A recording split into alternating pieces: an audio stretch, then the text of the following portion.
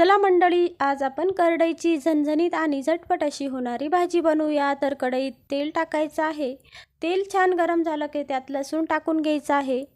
लसूण छान लालसर झाला की त्यात जिरं टाकायचं आहे। जिरं छान तडतडलं की त्यात हिरवीगार मिरची टाकायची आहे। तर तिखट मिरची टाकायची आहे, म्हणजे ही भाजी छान झणझणीतच छान लागते। नंतर त्यावर ही बारीक कट केलेली भाजी टाकून घ्यायची आहे। छान परतून घ्यायची आहे।